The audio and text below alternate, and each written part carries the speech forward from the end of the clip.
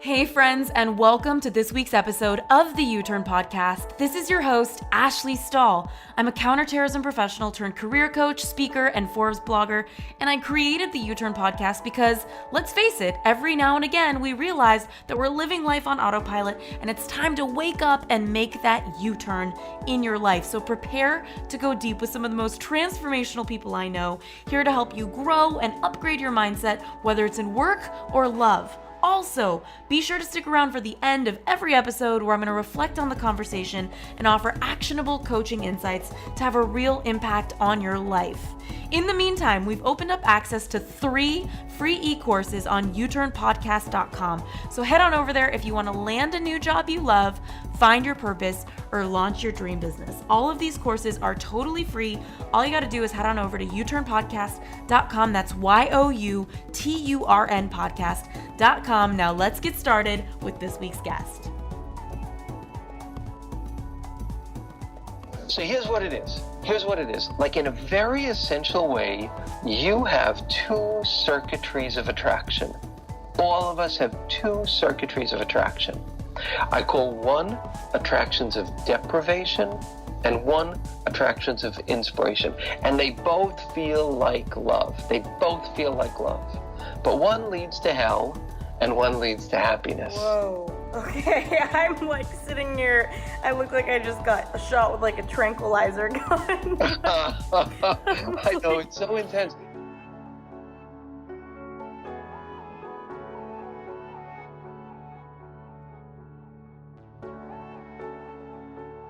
Guys, it's Ash on U-Turn, and this is yet another week of one of your absolute favorite topics. I hear from so many of you in the love category, and we did an episode on sexual chemistry recently, and it just went through the roof. And so I thought it would be really powerful to do an episode on how to be attracted to people that are good for you, how to have that sexual attraction and desire in a world where we tend to be attracted to people that aren't always good for us, whether you're married or you're dating.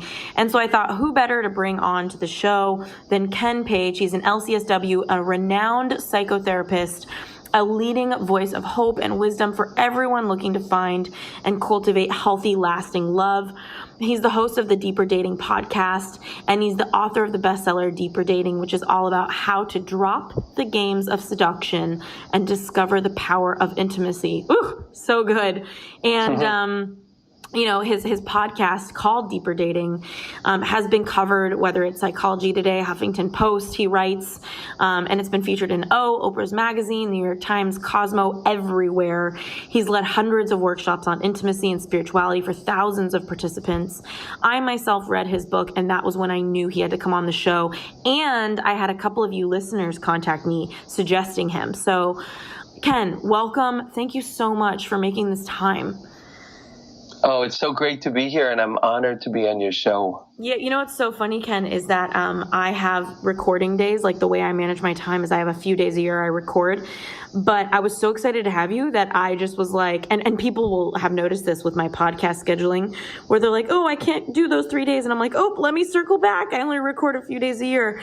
And I circled back to you and was like, when are you available? I don't even care what day. Like, I'm just so excited. Oh, that's so kind. Thank you. Yeah. Your book was incredible. And I know how much value everybody's going to get when they're listening to, and we have about 5 steps on how to develop a sexual attraction to the right people.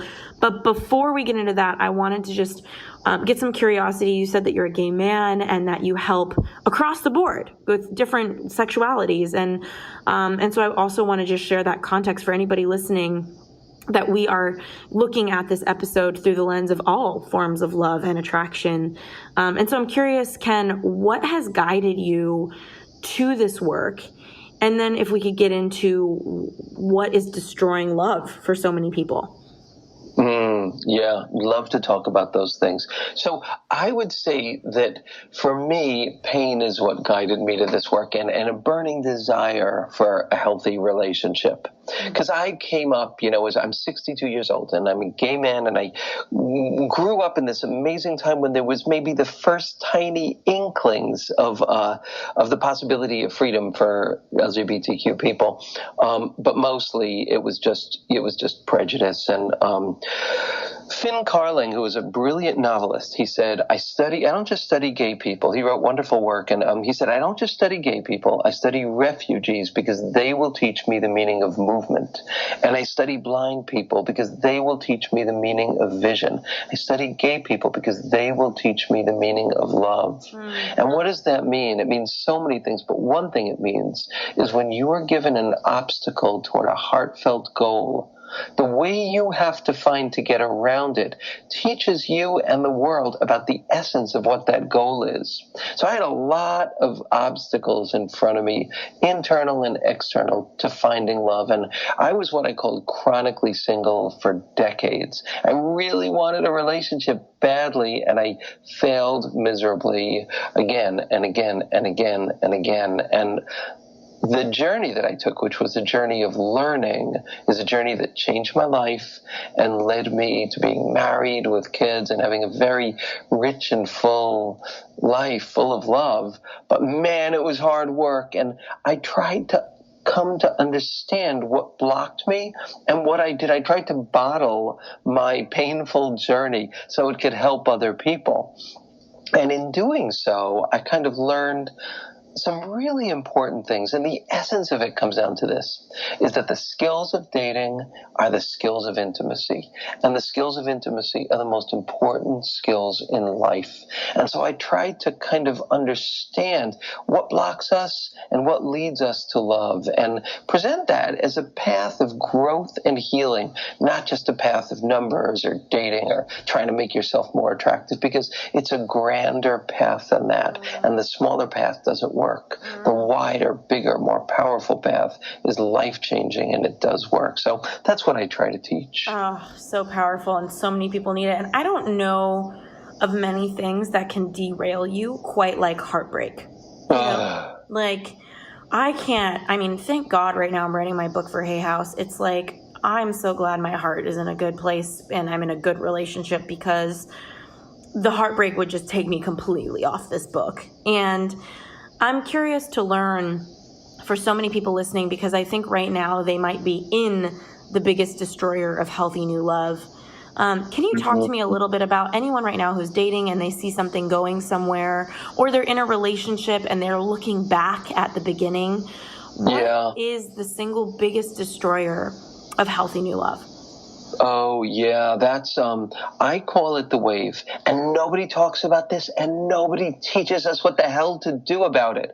And I would say that the reason I was chronically single for so many decades, is because of the wave.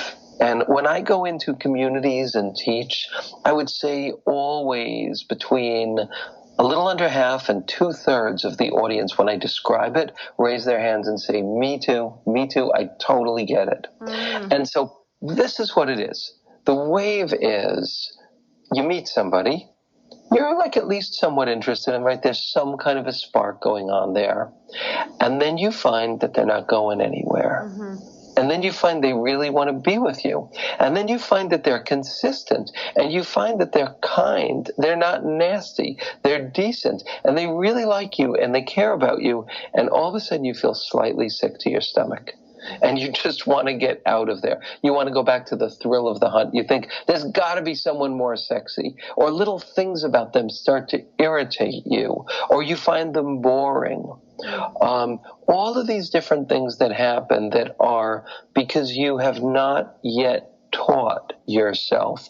You've not yet developed the circuitry where you can bear availability, kindness, goodness in a sustained fashion. And unfortunately, that's a lot of us. And I know for me, literally, I can't tell you how many times I dated someone really nice and decent, and I had this horrible thing happen when I did, where I just felt like, oh, my attraction's going to go away. I just feel kind of sick inside. I'm not going to be able to do this. I had it really bad. But so many of us do. And I call it the wave of distancing. And I do think that it is the single greatest destroyer of healthy new love.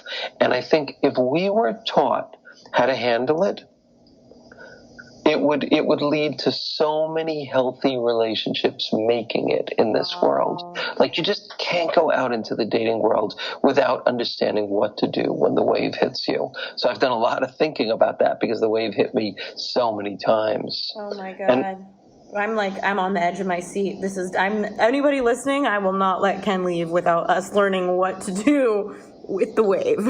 Yeah, I'm so excited to share it because, I even started a support group for chronically single psychotherapists because there are so many of us, and because we all had our own versions of the wave. So, yeah, there are some kind of things that I want to teach and talk about first that'll help everyone have like a much more solid background into this whole understanding, richer understanding of like the deeper physics of sexual and romantic attraction. Wow. And then with that, I'll be able to talk more easily about like, what do you do when the wave hits? Great. Okay. Well, then let's start with sexual attraction. You know, I have a couple friends who are married and they're miserable and they're continuing to try and fix something on their partner that they saw at date number 1, 2, 3, or 4. And now they're married and they're committing further and further because I think sometimes people, all part of denial is committing even more, you know? Things sometimes. And so I'm kind of curious to understand why, and this is your first point we talked about before we started recording, is why do we get attracted again and again and again to people who hurt us or who are not good for us or who bring out the worst in us? Yeah. Okay. So I got a lot to say about this, but I'm going to start out with a concept that's mind-blowing. Oh, I'm so ready. And it really is. And this is the concept. The concept is this. Okay, so picture a spectrum of attraction, like from 0 to 10. And the people who are a 0 are just not romantically, sexually attractive to you at all. There's like 0 heat in that regard. And the people who are 10 are like so attractive that you could like feel kind of physically ill when you're in their presence, or really neurotic or really insecure. They're the people who are like so blindingly hot to you. So couples research shows that the people who are the 8s and the 9s and the 10s are that hot to you consciously because they have these great qualities and they're really cute, but unconsciously because they embody the worst characteristics of your primary caregivers. And your heart wants to go back to the scene of the crime to finally be loved right. That's the reason those people grab us so much, is unconsciously we sense that they're going to hurt us in similar ways to the ways that we were most deeply hurt by our primary caregivers, usually our parents. I think a lot of people, when they think about this concept, they think, well, my childhood was totally fine. Like, nobody really hurt me. Like, a lot of people are not in touch with the core patterns that they learn from their caregivers. So I'm curious, for anyone listening right now, how can we help them start to see what that might be? Well, one great way to do it, if you're someone who felt like I had a really great childhood, and 3 cheers, and I believe in great childhoods, and, if you're blessed enough to have had loving, caring, consistent parents, that will stay with you for your whole life, and that's great. But we're all souls. We're all exquisitely sensitive beings. And there's no way our parents, no matter how wise they are going to be able to make room for all the different parts of us. So one way to kind of get a handle on that is like, if you've been attracted to people who have not been good for you again and again, and there's a whole process that I teach in my classes and in my book, Deeper Dating. There's a kind of way to get to this. But you think about the ways that you have been hurt, or the parts of you that have not been honored again and again in your relationships. Whatever that hurt is, in some way, if you really think about it, it'll remind you of a hurt that you've had when you were younger. And that's one way to begin to get a sense of that. So, okay, let's say that somebody listening right now is either dating and they're like, I'm so sick of blank, like fill in the blank. It's the same thing, right? Perfect. Yeah. And then that's a great way to do it. And then the next question is, blank makes me feel, fill in the blank about what the feeling is. And then from that person. So I used to feel that Well, so the first one, just making sure everybody's following. It's like, I'm so sick of men who don't blah, blah, blah, or women who don't blah, blah, blah. Like what they're not getting. Right. And then You ask yourself, when I don't get that, I feel. Right. When I don't get that, I feel. So fill in the blank there. I feel sad. I feel neglected. I feel not seen. I feel furious. And then the next question, and this is like deep stuff, like we're getting into like a really deep kind of thing here, but then the next question would be, when I was younger, I sometimes had that same kind of pain. It happened when. Mm-hmm. And that's how you kind of like build the bridge. But here's what I want to say. You do not have to build the bridge to understand this concept and to go to the next steps we're talking about. Yeah. It's a great one to build. It's a great one. It's rich. It's going to help you a lot. But even if you can't, don't worry about it. Yeah, sometimes we get so stuck in why when really it's just about knowing that that's there. That's there, yeah.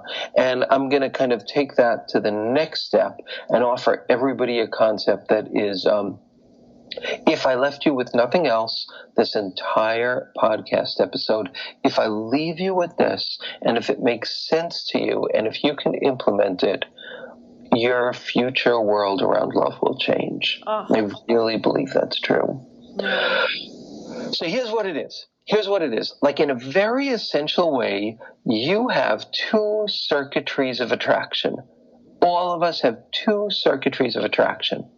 I call one attractions of deprivation and one attractions of inspiration. And they both feel like love. But one leads to hell and one leads to happiness. Whoa. Okay. I'm like sitting here.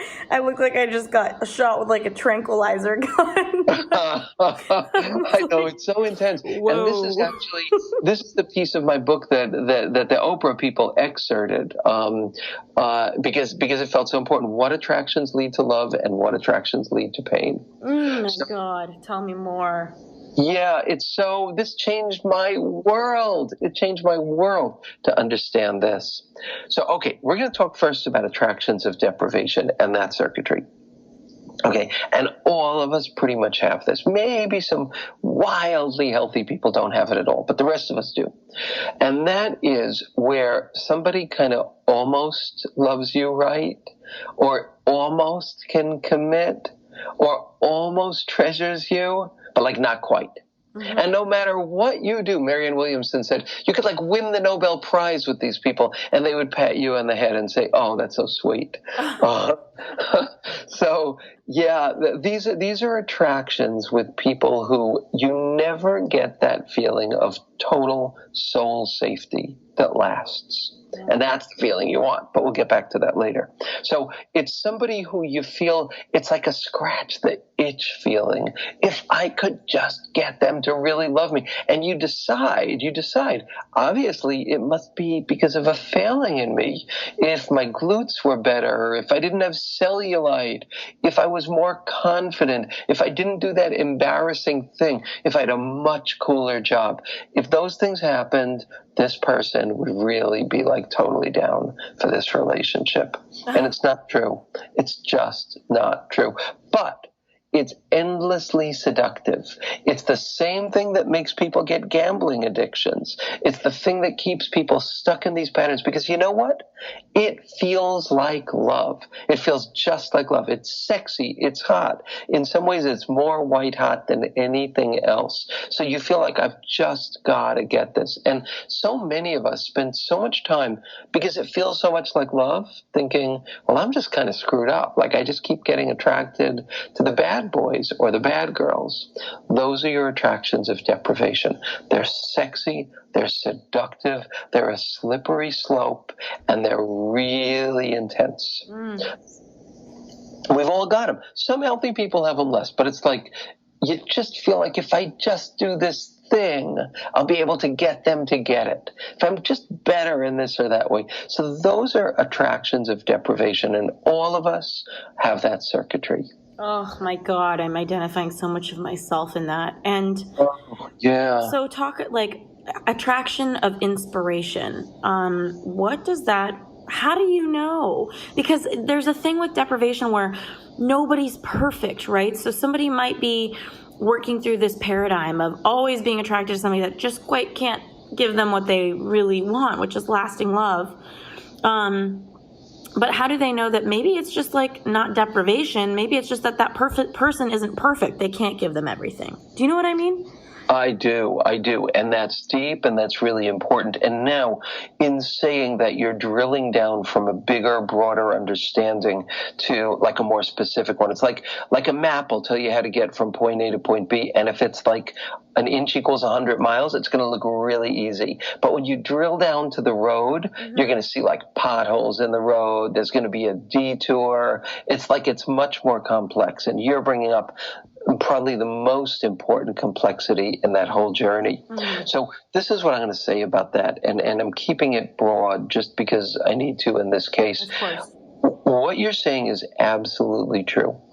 But what you're going to look for to know the difference is certain attributes.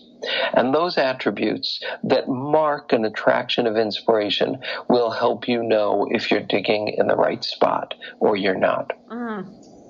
Okay, well, I mean, I'm on the edge of my seat, Ken. Let me have the goods. Yeah. And I'll just say one more thing first. When you make a decision that you are not going to pursue your attractions of deprivation anymore, period, the end, you're done, and you're only going to pursue your attractions of inspiration, it's a heroic choice, and your world will change. Your world will change. So let me say a little bit more about how you know your attractions of inspiration. Here are the key ways. Here's the biggest key way. You ask yourself, with this person, does my soul feel safe with this person, with this man, with this woman? Does my soul feel essentially safe? Not perfectly safe in every way, in every situation, but in an essential way, do I feel I am safe with this being? If the answer is no, it's probably not an attraction of inspiration.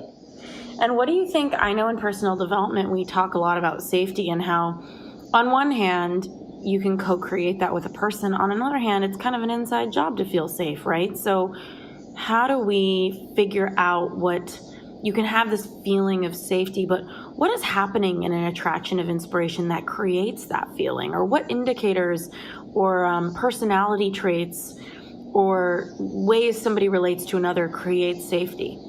Yeah. Well, I would say that there's a quality of goodness that you feel. You palpably feel a quality of goodness from this person. And then it's not like you feel a goodness toward you because they're in love with you, but they're nasty to the weight person. That's an indicator right there, because people can be really nice in romance. But if you don't see that same goodness as a general principle they live by, baby, they're not an attraction of inspiration, period, the end. I'm telling you. So that's one way. There's also a commitment to truth. They're going to be truthful to you even if it's hard for them. And I don't mean brutally, nastily true. I mean true, like revealing stuff that might be vulnerable or might be hard for them to say. But they have a love of truth that's big enough that you know that they're going to be essentially honest with you. And you will feel these things. You will feel the goodness. You will feel the decency. You will feel the truth. And then you'll feel an availability. Like this person, it might be new, so it's not like they're making a lifetime commitment, but they're not fleeing love. Or if they have moments or times that they do flee love, they come back and they admit that they just got scared. There's a palpable quality of availability and presence and interest in you and consistency growing over time. And those are the attributes that are like the basic attributes of attractions of inspiration. You know, this makes me think a lot about like this idea in society where we met, quote unquote, the one. And I'm curious what your thoughts are on somebody who, and I'm actually this, like I had so many attractions of deprivation after being in a very long relationship that almost became marriage. And now I'm in an attraction of what sounds like inspiration. And right? You can tell. Totally. You can feel it. Like yeah. And that's what I want to say to everyone. Yeah. Look for that. Well, the old guys that I used to date, they'll like circle back because this relationship has just been a few months now. And it's so funny because I forgot what deep safety, availability, truth, interest, curiosity, love, consistency, like I forgot what those truly feel like. You're giving me the chills. That's right. Yeah. And it's like I love myself as much as one can when they're picking deprivation. I love myself as much as someone can when they're choosing a career they love, when they put good things in their body. And I was with so many men who were like the sexy CEO that like forgot to call me back because his meeting was too long. You know? Yes. And now I'm with like this soulful, loving, there, make sure he moves the time to be there on time for me guy. And I'm scared of the wave. Like when you talk about that, I'm like, oh my God, hopefully the wave doesn't hit. And if it does, I'm excited. We're here to know what to do about it. And I think so many people listening, they always tell me, you know, like I'm the U-Turn podcast guinea pig is really what I am, like just sharing myself. And so I'm really looking to understand the idea of, oh, I found the one. Because I have a lot of girlfriends who are looking for the one. We're in our 30s. They want to find the one they can do their life with. Yeah. What role does time play in that? What role does the inspiration play in that? Because I know there's an element of compatibility as well. Do you think that when you feel that safety, it's because you're compatible? Or can you feel a lot of safety and be like, we're just not compatible? Yeah. Well, absolutely you can. And this is what I say all the time. The primary question is, does my soul, or if you prefer, my deep heart, feel safe with this person? And then there are a million other questions, and they're important questions. But that needs to be the first one. The other ones more will take care of themselves. There definitely does need to be compatibility. Also, there are issues like, and I'm just going to put this out, if you or if your partner have a real substance abuse problem, it's not going to have a happy ending. If you or your partner, hey, get sober. That's what I want to say. Or have your partner get sober, because if they're not sober, you're not going to end up happy, no matter how lovely they are, because they will not be an attraction of inspiration, because their primary loyalty will be to that substance in important ways that will leave you let down and betrayed. Well, how long do you wait? Like, there's some people right now who are in marriages where their partner maybe just came out of nowhere and said, hey, I'm, addicted to porn or gambling. It's like, how long do you stay in a marriage until that doesn't work? And I know I'm taking a bit of a tangent, but I think it's relevant. Yeah, me too. Well, I want to distinguish between substances, alcohol, drugs, because those have a kind of like very hard-hitting chemical effect on the body. And so I'm going to separate these out. Well, no, first I'm going to put them together. So let's say there's those possibilities, substance abuse. Let's also say that maybe it's like a serious gambling addiction, which is very serious, a porn addiction, which also can be very serious. In all of those cases, your beloved partner needs to get help, and real help. And if they're not willing to get help, then you've got a problem. And this may well become an attraction of deprivation. And you have a right to say, if you can't deal with this, I don't know if we can be a match. Mm-hmm. Or address this, get sober, and then we'll be together. Or if it's a partner that you're with already, and this is all with love and compassion, because we all have our stuff. But this does need to be dealt with. And here's the other thing. Your partner will not be able to deal with this through willpower. They will need a community of support. Mm-hmm. They will need a 12-step program, which I believe in hugely. They'll need a therapist who's highly skilled in this, but not just a therapist, a community of support. So those are just some things I want to say. You don't need to leave the person you're with, but do know that ultimately those things will make the relationship not work if they're not dealt with. And the other one that I just need to add is unstabilized serious psychiatric disorders. Mm-hmm. Your beloved needs to get treated, get help, and get those addressed. Mm-hmm. So those are kind of their own cases. Mm-hmm. So I just want to say that first, because that's a really, really important thing. Mm-hmm. But so Yeah, all of us have flaws. And Harville Hendricks, one of the most brilliant, wise couples therapists, he says you reach a certain point in every relationship where the thing you need most from your partner is the thing that's going to be hardest for them to give you. And that doesn't mean the relationship is over. That means it's beginning. Now, that happens after the honeymoon phase. And then the key to that, where you discover the deep and profound imperfections of your partner and they discover yours, is just that you both are willing to work together on it, that you love each other and care about each other so much that you say we're committed to growing through this together. Hey U-Turners, so sorry for the quick interruption, but I want to make sure you know that this episode has been brought to you by the Job Offer Academy, our e-course to help you land a new job you love. So if you're sick of applying for jobs and never hearing back, and you'd like to try a free version of our job hunting course, just head on over to youturnpodcast.com/job offer. That's youturnpodcast.com/job offer. Now let's get back to this week's episode.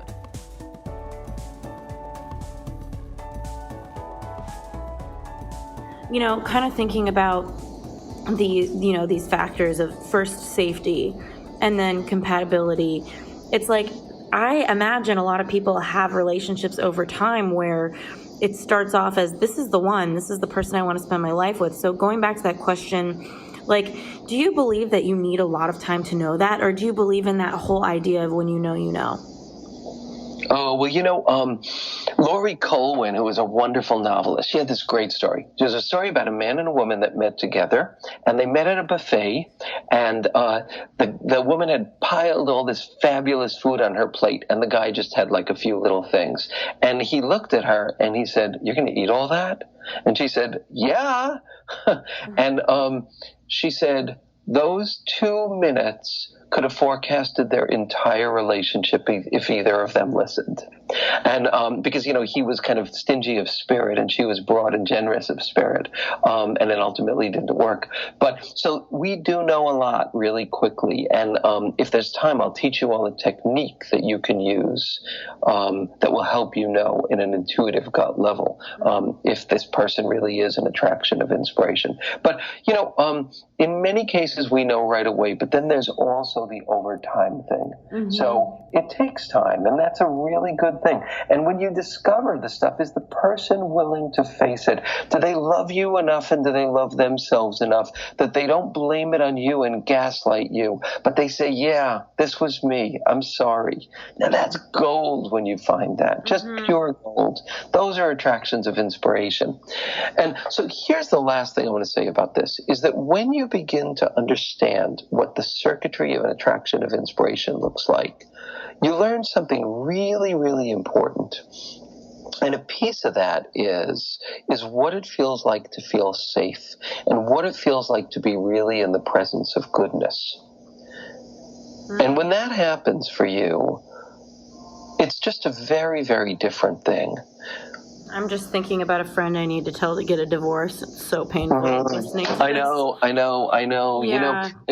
It's so hard. An image that I have is like a little kid who's got a piece of glass in their hands, but it's broken glass, but it's colorful and it's beautiful and they won't let go of it for anything, but the inside of their hand is bleeding.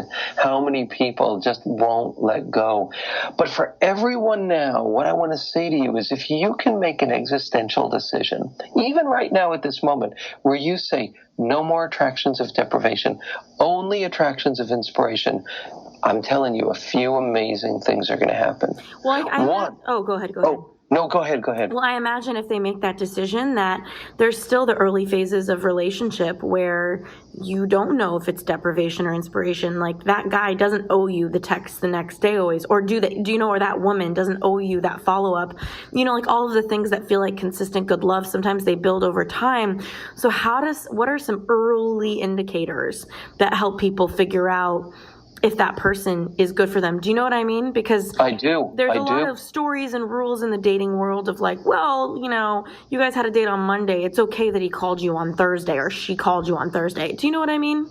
I do. And that's so important. And especially in the beginning, like especially first of all, before you've met, You do need to give someone space because, especially in this world of online dating, there is a kind of Wild West quality that somebody doesn't owe you that much yet until you actually meet them or speak on the phone and connect. So if you send someone something about you and you've never met before and it takes them a few days to get back to you or even a week, give them a break. Absolutely give them a break. If dialogue is starting to continue and then they disappear, that's not such a good sign.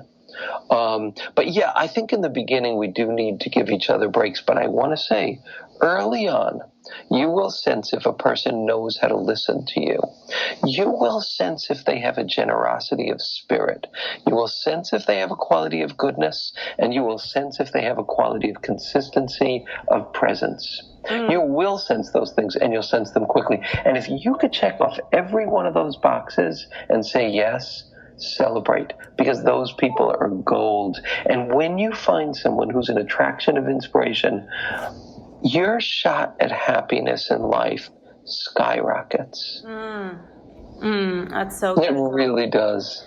Yeah, I love that. And I think it's good that you're making those early indicators, because I think a lot of friends and a lot of people, like, we get hurt in love. We get tired. We start to pull the trigger early and think, oh, this is another deprivation. Can't do it. When maybe it is a good person and it's just new and they need to give it 3, 4, 5, 6, 7 dates before they make a decision. Absolutely. Yeah. Or like, let's say, for example, this is a whole other thing. You're a little bit attracted to somebody, but you're not wildly hot for them. And you think, am I like kind of like committing myself to a future of like boring sex? Yeah. Or someone I'm not that attracted to? That's another thing. So tell me about that, because I think a lot of people have that. There's a lot of like, I have something there, but not a lot. Yeah. Okay. So here's one thing I want to say. Unavailability sparks turn on. It just does. So when unavailability is not there and availability is there, it's a different kind of, like, the arc of healthy attraction is a slower, less sharp arc than the arc of unhealthy attraction, which is like boom, like right up there, and then a kind of crash of pain. With someone who's really all these qualities that I described, it's probably going to have a gentler, quieter kind of experience for you. It won't be so frantic. It won't be so roller coaster. Like, I got a letter recently from a woman who said, I was dating this guy and he knew he loved me, but I didn't know I loved him. And I read your book, I listened to your podcast, and I got to understand the importance of safety and kindness and goodness. And when I thought, oh my God, this is a different experience of falling in love, I looked at him and I realized I had fallen in love with him. And she said, we're getting married soon. And I couldn't have dreamed of this kind of happiness. So I just want to say to everybody, it's a different arc. It's a different process. And here are some things you could do. If you're in that situation, somebody has these inspirational qualities, you've got some sexual attraction to them, but maybe not a ton. So here are some things you could do. First, notice the parts of their personality and their body that do attract you. Like, maybe you love how he is with his dog. So you make sure you have dates where you get to see how fabulous he is with his dog. And you get to enjoy him and his dog with you together. Or maybe his artwork or her artwork is amazing. So you take time looking at their artwork. Maybe the sense of humor is great. So you do things where you enjoy the sense of humor. Attraction to some degree is a choice. Now, you gotta be sexually and romantically attracted to somebody. Every one of you, I am not saying just because someone is a good person with them if you're not turned on. You have a right to be really turned on. But to some degree, if there's some degree of turn on and you make a choice that you're going to cultivate that, you do have the power to do that. And one way is by really enjoying their good personality qualities. Then you look at them. Maybe you feel like his or her legs are just not that attractive to you, but you love his or her smile or arms or belly or whatever, you let yourself kind of fetishize those parts a little bit. You let yourself run with your fantasies. What would I like to, and really allowing yourself, even early on before you're going to do this stuff, you let yourself fantasize about how you would like to sexually enjoy them, the kind of romantic stuff that would be a turn on. And you make a choice to cultivate the springs, the well springs of turn on wherever they exist. We get to do that. And when we do that, sex becomes hotter, it becomes more exciting, the connection becomes better, and over time, we can actually cultivate our turn-ons.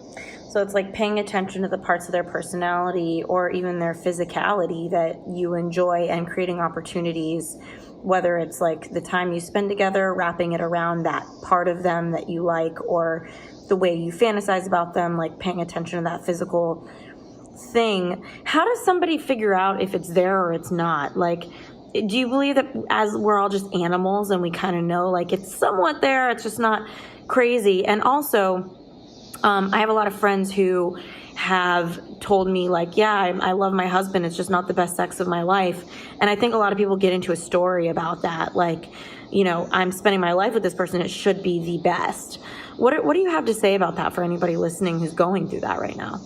Oh, yeah. Okay, so I'm going to give you an image, and this image is a map to authenticity, fear, and thrill. And here's what it is, because it's going to help with this. It is a map that will help you deepen sexual turn-on and excitement in your relationship. Okay, so just picture an image of a target with an inner ring and each ring going outward, just like a regular target. Imagine that the closer you go into the center is the closer you go into your, as you said, animal self, or even your most deeply vulnerable self. Excuse me, I just have to move my cat. No problem. I love that. And I'm not even editing that out because that's so great. No, Mabel, sorry. No, go. Okay, sorry. You're all good. Thanks. Okay, so you picture this target image, and the closer you go into the center, it's the stuff that's the most authentic parts of you, sexually, romantically, emotionally, spiritually. Now, the closer you get in toward the center, the scarier it's going to be. The more charge there's going to be. The more you could be hurt, but the more you could be inspired. Now, a lot of research proves this out. The more you go into zones that are novel and scary with your partner, the bigger the eros is going to become. And there's fascinating studies on this. I don't know if we'll have time to talk about it, but fascinating studies. That the more there's a little bit of thrill, a little bit of edge, a little bit of fear, the more sexy things become, the more intense and alive and romantic they become. Now, by doing this thing of moving more toward the center of your target, what am I not saying I want in sex? What would be me being really wild and going for it in sex? Emotionally, what would be the next level of my going into the center of this circle of who I really am with my heart and soul and sharing it? The more you do it, the more scared you're going to be, the more alive you're going to feel. And when your partner meets you and makes space for that, the more of a wild, exciting aphrodisiac that is. That's a way that you can deepen sexual turn-on with your partner. If you're not going into that inside circle in your sex life, your sex is going to become boring. Mm-hmm. If you are, and you're playing in that arena, your sex life will become more alive. But so will your emotional life with your partner. It's hard and it's scary, but the more you risk deep, radical authenticity with a partner, that's why you need a partner who's an attraction of inspiration. The more you do that and it's met, the more thrilling and exciting and juicy your love becomes. Yeah, wow. I mean, I think it's one of the scariest things because I feel like sexual attraction, the way I've noticed it is that it's either there and nobody's thinking about it, or they don't feel like it's there and it's all you can think about. So I'm kind of curious, just to support the people who are listening. Maybe right now they're feeling like one thing that kind of fascinates me listening to your field of work here is what if something starts with inspiration and it becomes deprivation in some way? Maybe one partner feels like, wow, we've been together for 4 years and suddenly I just don't feel like he's here anymore or she's here anymore. And whether that's sexual or emotional, like the person stops paying attention to them. So what are your thoughts on relationships that move from inspiration to deprivation? Well, yeah, that's a great point. And the research shows that if you look at the line of quality of communication, if you graph the quality of communication in spousal relationships, you basically see a graph where it goes down, down, down over the years. Literally, it's a very, very clear and obvious eroding and degrading of the quality of connection. So it takes work to change that. So expect that exactly what you described will happen. And that's where you have to get vulnerable. And that's where you have to turn your anger into an ask with your partner. That's where you have to reveal what your needs are and what your wants are. And you need to think, what is my partner not getting from me? That's where the real work of intimacy happens. That's supposed to happen. But that is where, baby, you need a foundation of a relationship with someone who's going to be honest and caring and good and generous. That's where push comes to shove. That's where if you don't have that in a partner, you're in danger of losing the relationship. And that's why it matters so much that you choose someone like that. And kind of going back to this idea of moving towards the center of the target, your deepest authenticity, vulnerability, connection. Going back to this idea of having the best sex of your life, do you have a belief that some people pick a partner that's just never going to happen with? I would say a couple things. One, yeah. And then two, probably nobody has a partner where the full spectrum of their sexual desires will be met. I think that's really, really true too. And then you need to make a space where you honor those parts of yourself and you make space for them in your own head and you see if you can get part of that need met in the relationship. But I think that always does happen. And I think that no matter where you are in your happiness level, the work is still the work. You still got to do that work. And you know what? You're not going to know how rich the healing can be until you go there and do it. There's a good fight in every relationship, and we got to take on the good fight. And the good fight is where our needs aren't being met and our partner's needs aren't being met, and where a friend of mine was told by a therapist of his, he was talking about his relationship with his husband, and the therapist said, you're going to spend your entire life learning a new language, and it's the language of your partner, because it may seem like it's the same, but it's not. So that's a lifelong journey, but try these techniques, do these techniques, and you'll discover how much is possible over time. I love that. And, going into, I think it's possible for people to hone their actual sex, and I hear that. But I'm curious about sexual pull, because a lot of what you're talking about, polarity is when you walk in the room and you're staring at one person, they're staring at you. It's like two animals noticing each other in a field of animals. And so I'm curious about that. I hear that maybe people will not have the best sex of their life with their partner, or maybe the full spectrum of their sexuality won't be met by their one partner. And that's okay. But I'm also trying to understand sexual pull. What if, I'm wanting to talk to the person that I think is the majority, that they walked into the room and they were somewhat attracted to the person, and maybe they're feeling a sadness now, like the rest of their life, they might not have the same turn on, because we are so attracted sometimes to deprivation, to unavailability. Yeah. So what can we say for sexual pull and learning to build that turn on so that you're not just having good sex, but you're wanting to have sex with that person? Yeah, absolutely. Absolutely. And I want to say this for every long-term couple. Sometimes neither of you want to have sex. Have it anyway. I mean, how many people have the experience of oh no, we have to do the dishes, we have to do this, we have to do that. We don't have time for sex. I'm not even thinking about sex.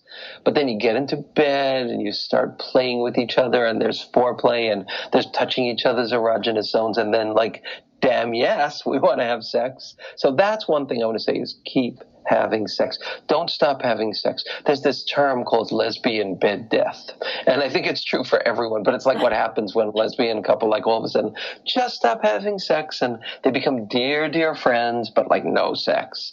You don't want that to happen. So part of that is consciously doing it and consciously growing. And I want to say there's so much research out there about tantric sex. I think that's great stuff. I think everybody should consider learning tantric sex techniques, which bring you to levels of depth and intensity and connection with your partner that, are just so worth it and so worth exploring. And so I guess what I'm saying there is that sexual attraction really can be grown. But I also hear what you're saying, and I want to acknowledge that to some degree, there is the sadness that maybe a person who doesn't have red hair, like you've never been attracted to red hair and your spouse has red hair and oh my God, like I'm never going to get to have sex with a brunette again. I think we need to leave room for those feelings and be kind to ourselves because they're just human feelings to have. And somewhere inside we could chew on a fantasy of having sex with a brunette and not, castigate ourselves for that because, no one is going to meet all of your sexual needs. But here's the thing. If you're full throttle heart, full throttle vulnerability, and also full throttle expressing your turn-ons, going for your turn-ons and having your partner do it, your sex is probably going to become pretty amazing. And we do have the power to do that. I love that. And okay, so those of you who are taking notes, we've got understand why do we get attracted and attracted again? How can we learn to be attracted to people who are good for us? So kind of recapping that, you were saying, Ken, that's about really understanding what it is that you like about them and creating opportunities to amplify that or be paying more attention to being around that. And sexualizing it and fetishizing it. Yeah. Yes. And even asking for what you want, going closer to the circle, the center of the target of that vulnerability. And then you were saying learning to build turn on and attraction to someone who is good for you. So recapping that, what would be your recap for that for anybody taking notes? Oh, sure. Okay. Well, first of all, I want to say you cannot make yourself become more sexually attracted to someone. And if someone's good for you as hell, but they don't attract you, give yourself a break. Let them be your friend. I in no way am saying that you need to force your attractions because we cannot force our attractions. But sometimes we can educate them. And as you do the work, and this is something that's awesome, a little off course, but related. As you do the work, like when you make the decision of I'm going to be who I am, I'm going to live from the center of the circle, and I'm only going to be with people that value that, dignify it, and treasure it. As you learn to do that, your sexual and romantic attractions will actually slowly begin to change. You're going to lose your taste for attractions of deprivation, and your turn on is going to grow for healthy relationships. That's why every one of you who's single and does this work now, upgrade these things, and you will upgrade the quality of the person you're going to meet next and be turned on to next. So just want to say that because I think that's it's a gradual process, and it's a process that actually changes our attractions. But assuming there's some sexual attraction and spark, you build on that, you play with that, you have fun with that, you still give yourself space, and you see if it grows. And either they're going to become more beautiful to you or they're not. And if they don't, you have your answer. And if they do, you have your answer. And going into if we're, so another point we were talking about was if we're wired to be attracted to bad things, how can we rewire? So someone right now, I'm guessing, is feeling powerless. I keep getting these partners that don't want me, or I keep chasing after something that's never going to be mine, or whatever it is. How can we rewire what we want? Yeah. Okay, so this is the deeper journey, and it's a journey that I'm going to speak about briefly, but I can't. I can give you a lot of tips that are big and important and profound. This is a deeper piece of work, and I'll say something about this. This is the place of what I call our core gifts. And it's what I spend a great deal of time in my book and my courses, my podcast focusing on. And that is the deepest and most essential parts of you. That the more you learn to treasure them and name them and honor them, I call them our core gifts. They're the places where life can hurt us the most, but also touch us the most. And we learn to hide those parts of ourselves because they feel too vulnerable or too innocent or too different or too strong or too tender. Those parts of ourselves that are the most fiercely us parts.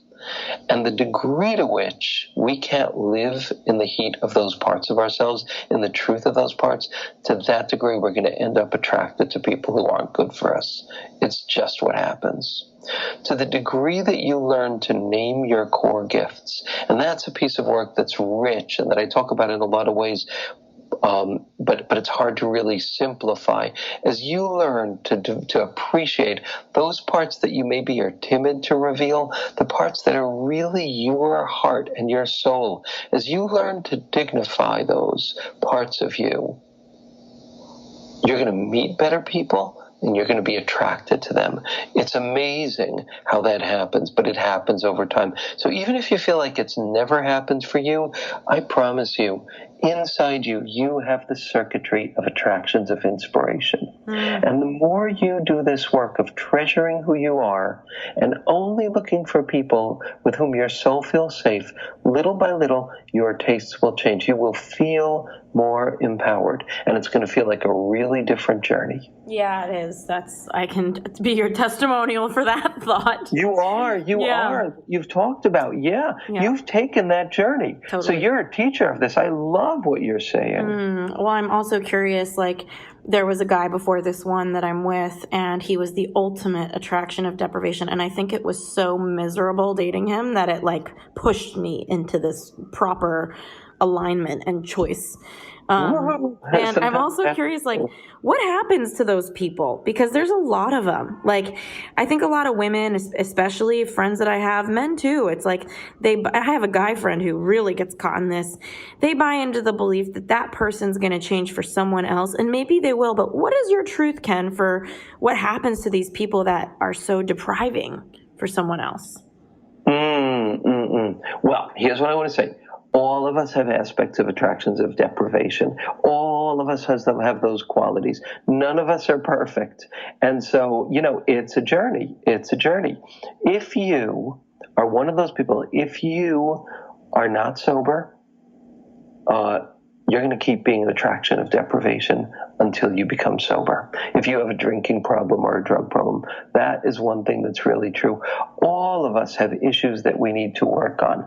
The question is just, are we working on them? And for those of us who are, our relationships will get better and better. This is something I say a lot. Like, it's not like only some people have fear of intimacy. If you're breathing, you have fear of intimacy. And if you can face the ways in which you flee love, that's like being a hero in your own life. And when you face those and try to change them, your world will open up. That's all of our job to do. So all of us who live in the purgatory of being mixed bags, we just need to do the work. And if we don't do it, we'll keep ending up in pain. And if we do it, we're going to keep upgrading our romantic lives and futures. I love that. And I'm also just so caught on the wave.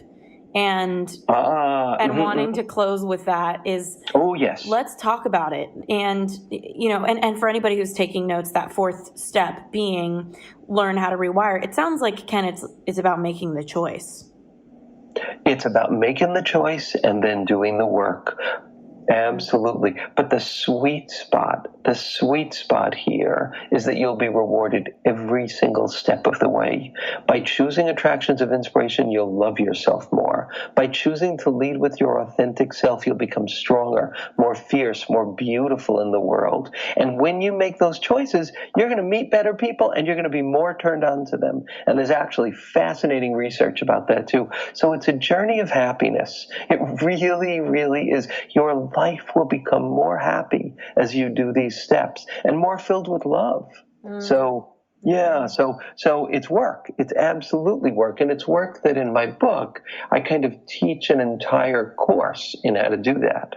Yeah. And like for people listening now who maybe they're in the wave Oh where yes, the they wave. made the choice, they're attracted to, they rewired and they chose somebody good for them.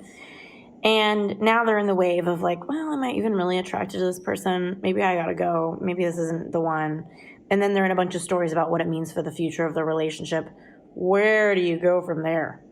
Oh, yeah. Well, as someone who has lost countless relationships because of the wave, as someone who has been more plagued by the wave than almost anybody I know on the planet, I got some tips for you about what to do about it. Tips that I wish someone could have taught me, but they didn't, and I had to learn them. Well, I guess over time, therapists helped me, coaches helped me, and I kind of learned the hard way. So happy to give those tips.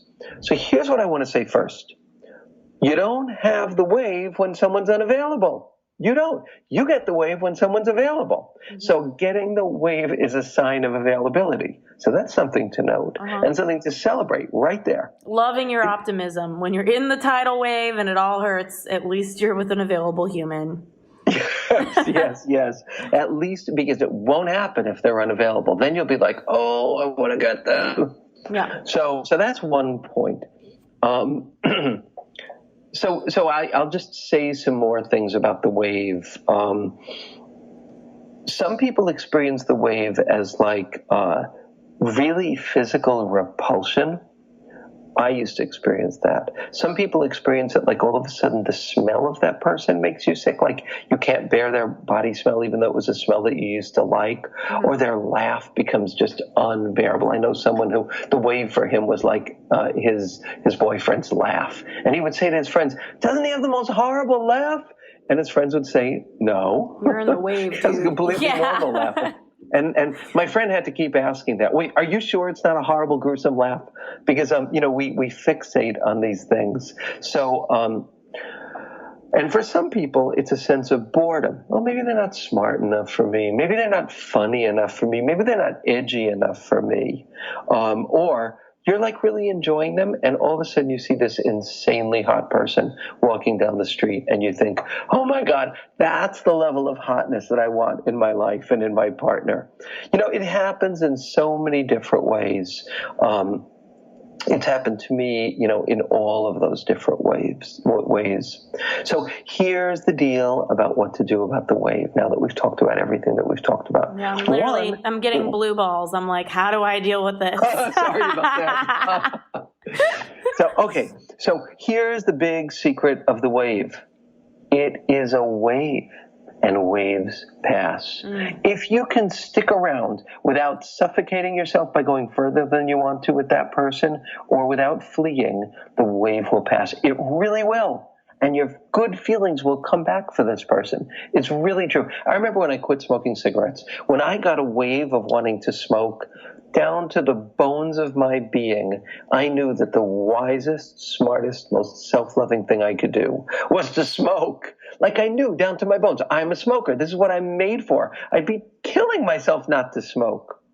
But when the wave passed, I'd be like, whew, thank God I didn't smoke. Oh my God. It was that intense at first. The wave hits and it breaks. And when it passes, and I'll tell you what to do to not flee, but when it passes, your attraction will come back to some degree.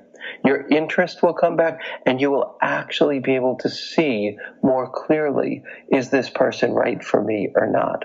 The wave passes. Don't run before it passes. Now, here's what you can do to not have to flee before it passes. Don't suffocate yourself with more intimacy than you're ready for. Let's say you're with someone and you're having the wave, okay? And like the plan is that you were going to have a 3-hour romantic dinner at home and then go to bed. And you just feel like, I can't. So then make a different date. Go on a boat and have dinner on the boat. Go see a movie. Hold hands. Do whatever you want to do, but don't do more than you want to do. And don't flee. And what you'll find is when you give yourself that space, the feelings will come back. You go to the movies, you're holding your partner's hand, and it's like sexy and it's nice. And your feelings come back again a little bit. And it's like, thank God they didn't disappear forever.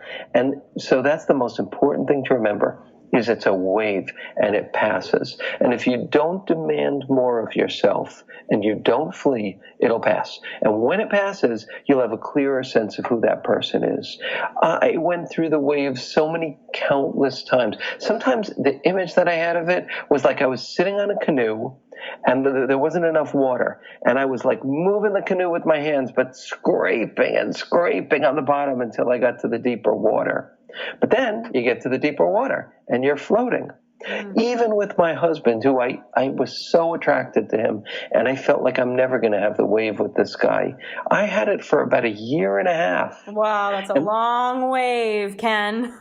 Well, it wasn't continuous, or I would have left him because I would have known he wasn't right for me. But I would have the wave, and I would use these techniques, and then my turn on would come back. My admiration for him would come back, and I'd go, yes, the wave is gone forever. But no, it wasn't.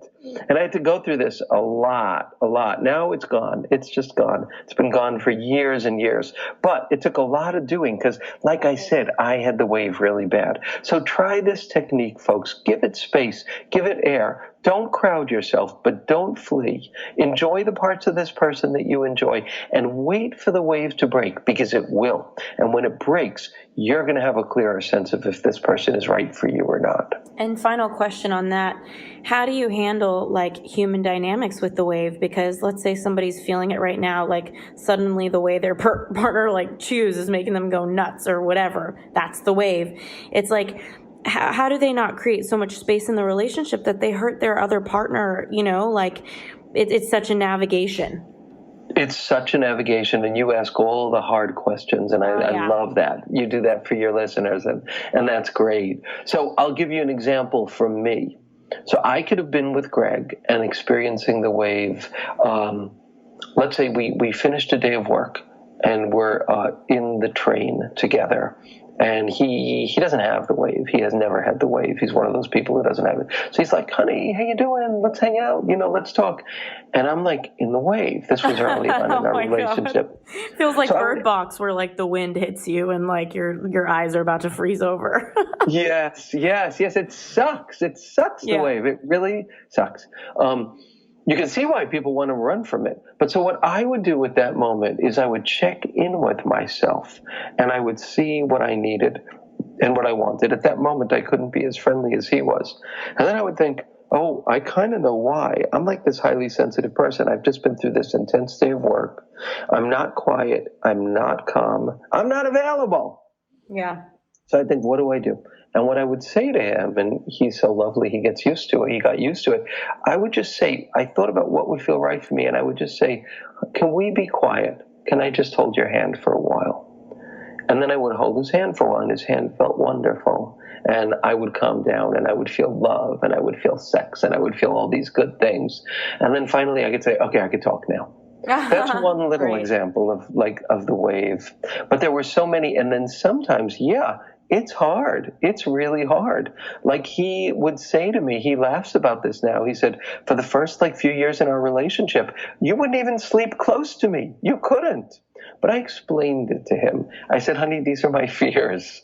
These are my fears. And highly sensitive people often get hit by the wave more. That's another thing to know is that HSPs, highly sensitive people, feel the fluctuations inside their being more. And we folks need to honor that more by asking for space. And if you ask for space in a distant, in a kind of like caring way, and you acknowledge it's you and your stuff, your partner can handle it a lot better.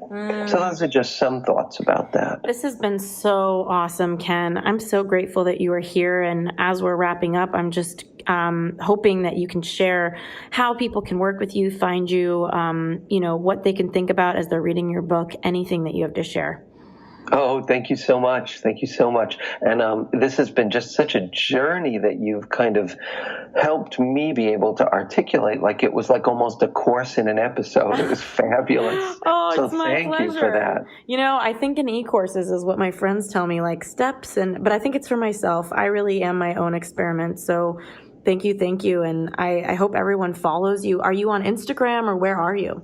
Yes, I'm on Instagram as Ken Page LCSW. I'm on as deeper.dating. Mm-hmm. I'm on Twitter as Ken Page LCSW. And the easiest way to find out about me is to go to deeperdatingpodcast.com. Right. I have a podcast every week where I talk about all of this good stuff.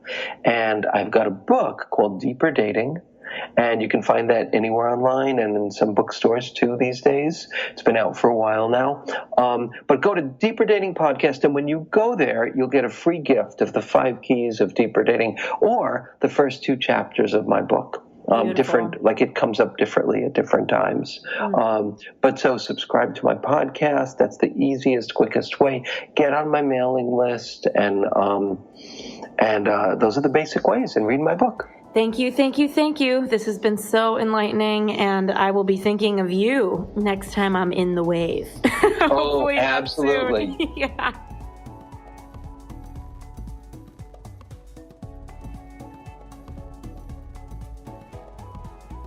Thanks again for tuning into this week's episode of the U-Turn Podcast. We keep really detailed show notes at uturnpodcast.com. So if our guest mentioned a book or a resource that you're interested in, you'll be able to find that there. In the meantime, if you were inspired by this episode, if it made an impact in your life, we would be so grateful if you subscribed and posted a review for us on iTunes. Rumor has it on the street, the more reviews we get, the more subscribes we get, the more we can grow and get our impact out there in the world. In the meantime, I'd love to hear from you at Ashley Stahl on Instagram. I'm so grateful for connecting, and I look forward to next week's episode.